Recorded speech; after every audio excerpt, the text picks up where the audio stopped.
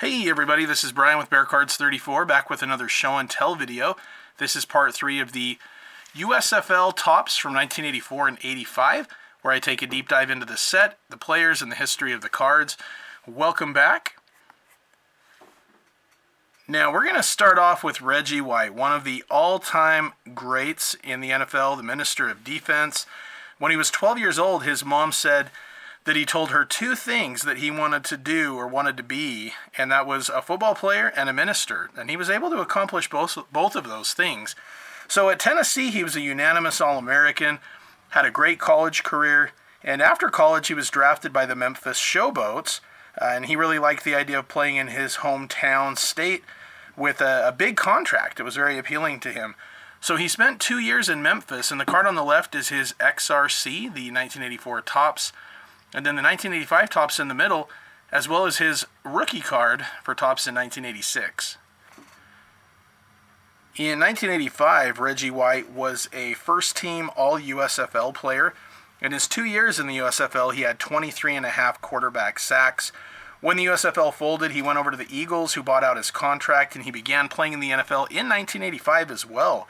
So he had already played 18 games for Memphis in 85, and then by the time he was actually signed and ready to go, he played 13 more his rookie season with Philadelphia.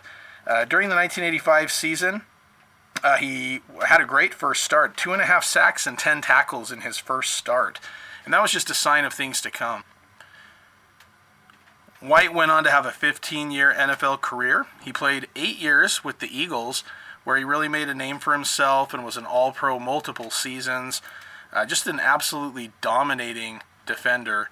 And then he had 6 years with Green Bay as well. So this right here is a card signifying the Super Bowl 31. He was able to win a Super Bowl with Green Bay. And he was my brother Brad, my late brother Brad. That was his all-time favorite player, Reggie White. And he liked Reggie White so much that despite my team being a family full of Chicago Bears, he became a Green Bay Packers fan, and loved the Packers, loved Reggie White. And so Reggie White, he was a 2-time NFL Defensive Player of the Year, 8 first-team All-Pros, along with 5 second-team All-Pros. He made 13 Pro Bowls altogether, and was just an absolutely great player. He was an ordained Baptist minister, and I wanted to mention, so he, often in his autographs, he was known for these scripture references that he would put down. So when I was a kid, I wrote to him back in the early 90s, and he sent back 3 autographed cards. My guess is I probably sent those to him. I didn't always send cards to players, but sometimes I did. So my guess is that I sent those out to him, and was really thrilled when I got those cards back. So Reggie White, a Hall of Fame player, part of the 75th and 100th all-time anniversary teams. His jersey number 92 is retired by both the Eagles and the Packers. Unfortunately, he passed away the day after Christmas in 2004, but he was a member of the Hall of Fame in 2006, first ballot, and very well deserved. Now on this card here, after the video, I don't want to mess up the focus too much just in case, but I'll kind of show you. It looks like he actually started the autograph with like a regular pen, and it really wasn't doing what he wanted on this action pack card that has the bubbling gloss. And so it looks like he kind of switched over and then re-signed it with his with the black ink, and then did the same for those 2 cards, just in the Sharpie as well. So I'll show that at the end if you guys want to take a look at that. Next up, we've got Anthony Carter. These are his 1984 and 85 USFL cards, along with his Topps rookie card from 86. AC was one of the better wide receivers of my childhood. He started off as a 3-time All-American at Michigan as a wide receiver and return specialist, set a whole bunch of school records, and just like Reggie White, he went to the NFL as well. To the USFL as well. And one thing the USFL did was, in effort to try to get players to go to the USFL, they would try to encourage players to play in their own areas, so they would already have a generated fan base there and maybe make it more appealing to some of the players. And in his first season with the Panthers, his team won the first ever USFL championship versus the Philadelphia Stars, and AC scored the game-winning touchdown. He had 9 catches for 179 yards in that game. And there's his second-year Topps card from '87. In 1984, he broke his arm, so he only played in a handful of games. But by 1985, the Panthers had merged with the Oakland Invaders, where he had 70 catches, over 1,300 yards, 14 touchdowns.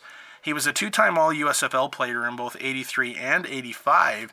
And interestingly, after the '85 USFL season, he signed with the Miami Dolphins. That was the team that drafted him back in 1983. Again, that 1983 draft class was just insane. And he never actually played with the Dolphins, though. He was traded over to Minnesota, where he went on to have a really great career. He was a three-time Pro Bowler. And I want to mention this, too. One of his teammates was also, like Gary Zimmerman, one of the great linemen of all time. He played in the USFL as well, but unfortunately they did not make his card. But with Anthony Carter here, he had a handful of 1,000-yard seasons. He was a three-time Pro Bowler and named as one of the 50 greatest Vikings. He finished his career back in Michigan, playing with the Detroit Lions in '94 and '95. And you'll see this Upper Deck 91 card where he was the team MVP, and a year later he was part of the Upper Deck art set. So he made the Madden team, and what John Madden said about him is, Anthony Carter doesn't have the body to be a player in the NFL, but he makes the plays. He's got skinny little legs, but let me tell you, he plays big. He's one of the few guys in the NFL who can tear apart a double team. He is one of the most explosive players in the league. And when you need a big play, he'll come up with the big one. So there we go, AC, Anthony Carter. He had almost 8,000 yards in his career, 55 touchdowns, and nearly 500 receptions. Next up, we've got the Cajun Cannon, Bobby Hebert. These are his 84 and 85 USFL cards, along with his 86 Topps rookie card. He was born in Louisiana, played quarterback at Northwestern State, and went undrafted again in that amazing 1983 draft class. He was one of the best players in the USFL during its short run. He had over 13,000 yards passing in 3 years and is the all-time USFL passing leader. It was once said of his time, he mentioned this when he was with the Michigan Panthers, that he felt that they were more popular than the Lions during that time. And they won a championship, and they were quite successful, but that was a comment Bobby Hebert had made back then. In 1985, he joined the Saints, where he would split time with Dave Wilson for a couple of years, and then became the full-time starter by 1988. He kind of infamously sat out the 1990 season in a contract disputes, but then in 91 and 92, after resolving the contract, he took the Saints to the playoffs in back-to-back years. He then signed with the Falcons in 1993. That right there is his wild card, and then you could also get these silver foil wild cards, and I had pulled both of those back in the day. But this right here is a card of him with the Falcons for Topps Finest. He actually made a Pro Bowl in 1993 with the Falcons, but then despite that, he lost the starting spot in 94 to Jeff George. But he got it back 2 years later in 96, which was his final season, where he threw for over 3,000 yards that season. So a notable quarterback from the USFL, both in terms of being the all-time passing leader in the league, and then also having a fairly successful career in the NFL also. Next up is Gary Barbaro. This is one of the most underrated safeties from his playing years, for sure, in the NFL. In the middle there is his 1978 rookie card, and then you also have the 1979 as well. And on the left is his one and only USFL card. So he was a very talented free safety who had 7 very successful seasons in the NFL. And then he played just that 1 year in the USFL. He was a third-round pick by the Chiefs back in '76, where he made the all-rookie team. And in his second year, he ended up with 8 interceptions. He ended up making 3 straight Pro Bowls from 1980, the year this card came out, through '82. He had a game in December of '77 against the Seahawks where he returned a Jim Zorn pass. He intercepted it, went 102 yards for a touchdown, which at the time was a new NFL record. And as you can see from these cards here, he was a multiple All-Pro as well. In 1980, he had 10 interceptions. By 1983, he had a contract dispute where he set out the entire season, and then he signed in '84 with the USFL with the New Jersey Generals.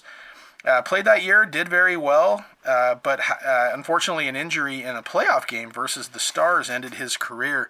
But in those 7 years in the NFL, he had 39 interceptions, and that's fourth all time in Kansas City history. So just a really talented player for sure. All right, next up we've got Brian Sipe. On the left, you've got his USFL first year card, and then you've got his second card there in the middle. On the far right, that is the rookie card for Brian Sipe, 1976 tops. He was the 13th round pick by Cleveland in 72. He spent the first 2 years on the practice squad. I think back then they called it the taxi squad. His first playing time was in 1974, but he only went 1-4. By 75, they were having a terrible start, and so Sipe became the starter again and ended up leading the Browns to a 9-5 record in 1976. And so he developed into a really talented quarterback. They had a really competitive team with him calling the plays. And the Browns became known as the Cardiac Kids after becoming known for these last-minute and game-winning drives to end games. They're just a very fun, exciting team to play, to watch anyway. And his best year was in 1980, where he was the NFL's MVP. One nice thing for the Browns is, even with the airbrushing for tops back in the day, didn't really change their helmets too much. So lucky for those guys. So this right here was the card that would have come out during his MVP season, where he threw for 4,100 yards, 30 touchdowns, and they made the playoffs. And then he had, in 1981, the year this card came out, designating his All-Pro season, and they have the passing leaders, he and Ron Jaworski, and also a super action card here. And although he threw for almost 4,000 yards again, the Browns really went downhill, and they finished, unfortunately, 5-11 in 1981 after that really successful 1980 campaign. So I believe this right here, this is his 83 tops. That was his final card in the NFL before going on to the USFL. For the Generals in 84, he had 2,500 yards and 17 touchdowns. And then he played for the Jacksonville Bulls in 1985. Now, back in 2021, Panini actually came out and made a card of his. I was actually really excited to see it. I thought it was pretty cool to give him some hobby love nowadays. It was funny, though. I watched a few people open the product, and a couple of them, I think one got the autograph of his, and one got a really low-numbered parallel. And I was thinking how cool that was, but the people getting them were kind of complaining about it. But I'm glad that they include people like Brian Sipe in those. And, as an NFL MVP, I think it's important to, to kind of remember those guys from time to time as well. Next up, we've got Herschel Walker with his Topps rookie card from 87 on the right, and his USFL cards, the first year on the left, and then the middle one as well. So he was one of, if not the biggest name and biggest star in the USFL. And after 3 amazing years at Georgia, where he ran for 1,600 yards, then 1,900 yards, then 1,750 yards, he was a 3-time unanimous All-American. And in 1982, he won the Heisman. So for the USFL to get him to go from winning the Heisman over to the USFL, that was a really big deal. So he signed with the New Jersey Generals in 1983. Again, another one of that great 1983 class. And the interesting thing with the Generals, that's a team that was bought by Donald Trump in 1984. There's a 30 for 30 called Small Potatoes that's really, really great about the USFL. So if you guys have the opportunity to check that out, I highly recommend that. So in the USFL, Herschel did not disappoint. He carried the ball in 3 years, 1,143 times. His first year, he ran for over 1,800 yards. His second year, he ran for over 1,300 yards. And in 1985, which was his MVP USFL season, he ran for 2,411 yards. In his career, he also caught 130 catches for almost 1,500 yards.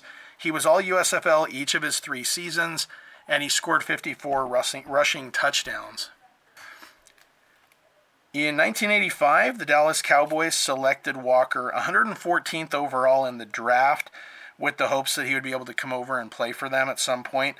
Now, they already had Tony Dorsett, who was on his way to a Hall of Fame career, and it was really interesting because that was a time where they were able to have a double Heisman backfield, which is very, very rare. It's happened a couple times, but not often. And it's funny because I know that Tony Dorsett was not happy with Herschel getting signed and taking over a big part of the backfield.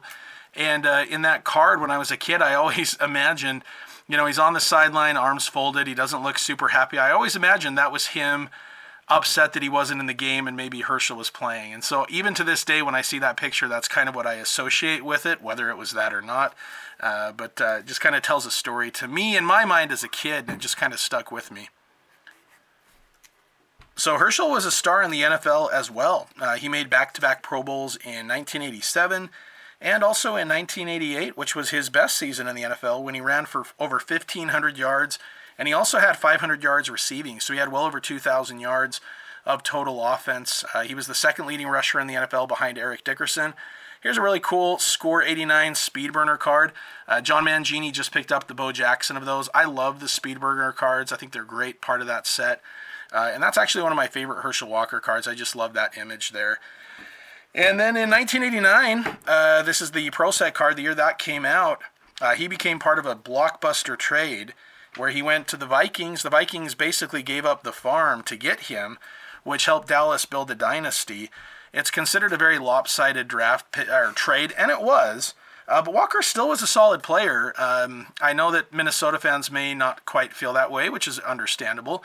He didn't really drop off in as far as talent level. He still averaged 4.2 yards a carry in his 2.5 years with Minnesota, which was exactly what he had averaged in 1988 when he was the second leading rusher. But he only had 770 yards in his first full year with Minnesota, and then 825 the year after that. And so, as a result, he ended up signing with the Eagles in 1992, and he went on to rush for over 1,000 yards again. So here is the wild card 5-stripe that I pulled in a pack back in the day, and then I also pulled his 10-stripe as well. Those are always fun to get.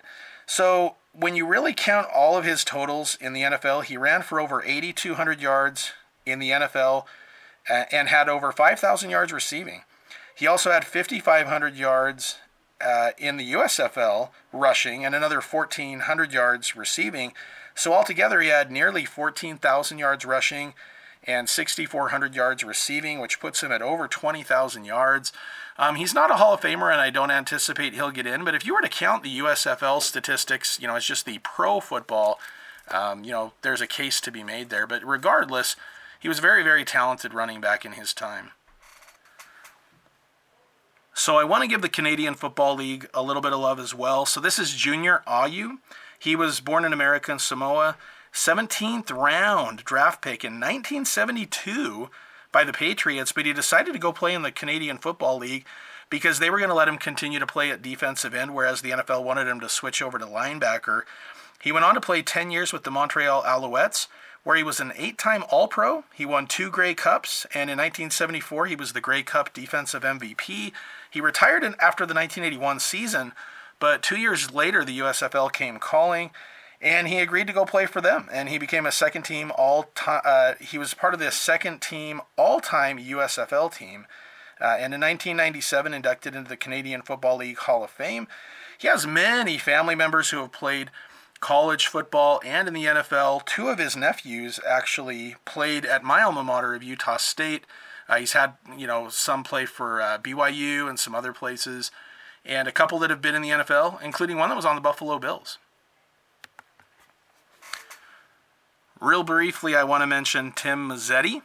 In the middle there is his rookie card with the Falcons back in '79. Just wanted to mention him because he is the first player to ever score a point in the USFL. He made a 30-yard field goal versus the Tampa Bay Bandits, and those were the first points scored in the USFL. All right, next up we've got Dan Ross. On the far right there is his 1981 Topps rookie card. He was a second-round draft pick in 1979 out of Northeastern to the Bengals. In 1979, he was a member of the all-rookie team where he had over 500 yards receiving. And for a tight end, especially in '79, that was really good. His best year was in 1981, where he had 71 catches for 910 yards and 5 touchdowns. The 71 catches was a team record until 1995. I think it was Carl Pickens who broke that record. He had an amazing game in the Super Bowl after that 81 season. In fact, right there is his record breaker card where he had 11 catches for 104 yards and 2 touchdowns. Had the Bengals pulled off the win in that game, it's very possible, very likely even, that he would have been the MVP that season. And then he made the Pro Bowl after the 1982 season. That is his 83 card, which is his final NFL card. He moved to the USFL to play for the New Orleans Breakers, and you can see that in his 2 cards there on the left. And in 1984, he was all USFL. He returned back to the Bengals in 85 and played there briefly. In 2006, unfortunately, at age 49, he passed away. He had gone for a jog and he went home and unfortunately, collapsed and passed away at a very young age. But just had a just incredible Super Bowl performance and was a really talented tight end and did a lot of good things with the Bengals for those years that he was there and in the USFL as well.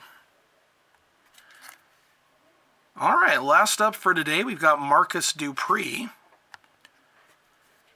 Now, Marcus was an amazing talent at running back out of Mississippi. In his senior year of high school, he ran for 2,955 yards with 36 touchdowns. Needless to say, every college wanted him. He chose Oklahoma, and head coach Barry Switzer said the only other running back he saw who ran like Dupree or played like him was Hall of Famer Earl Campbell.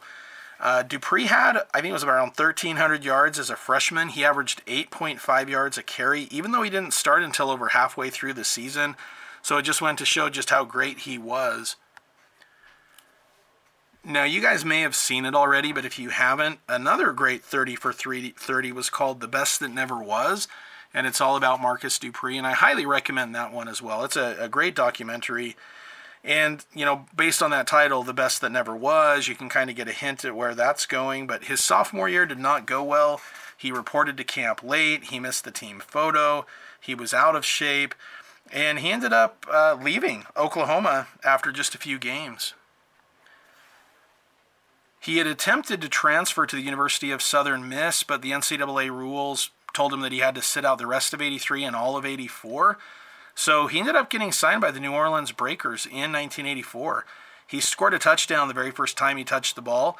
And during that year, he had 684 yards and 9 touchdowns, including 2 100-yard games. So he was showing promise, and there was a lot of potential for him. He was the starting running back in 1985.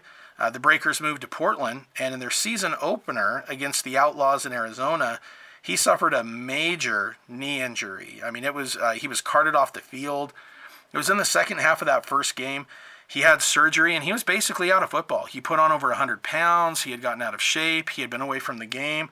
And then 4 years later, he met my guy, Walter Payton, who encouraged Dupree to get back in shape and really try to live his dream, to reach his potential. And so Dupree went on a major exercise and, went on a diet, got in shape. He lost over 100 pounds. He ran a 4.340, and the Rams decided to take a chance on him. This Pro Set Pro prospect card from Series 3 of 1990 shows, the beginning of that comeback right there. Now, the Rams had used a late-round draft pick back in 1986 just in case, because they knew how talented he had been. And so he went to camp, and he ended up making the team. So after 5.5 years away from football, he was in the NFL for the first time. He ended up changing his number from his normal 22 to 34 as a tribute to Walter, who obviously is also 34, and just really for that inspiration to make that comeback. And he had a handful of cards made, including some of these that I'm showing, but he had others as well. And I know that just within the last 5 years or so, he's had some cards in some of the college draft pick sets and some cool inserts and autographs that you can pick up from there as well. Now, in the NFL, in Week 9 of 1990, he had 4 carries for 22 yards, and then in 1991, he scored his first and only touchdown. He ran for about 180 yards in 91, And this scorecard right here is as the comeback player of the year, where it talks about that, his return. He's going to be a force again, said teammate Jackie Slater.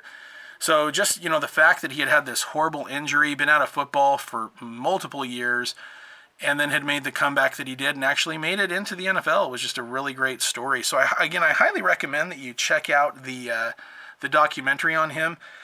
Now, what's interesting is in 1992, he led the Rams in rushing in the preseason, and in the final game, he ran for over 100 yards, but he was still cut during the final wave of cuts for the team, and so he decided to retire after that.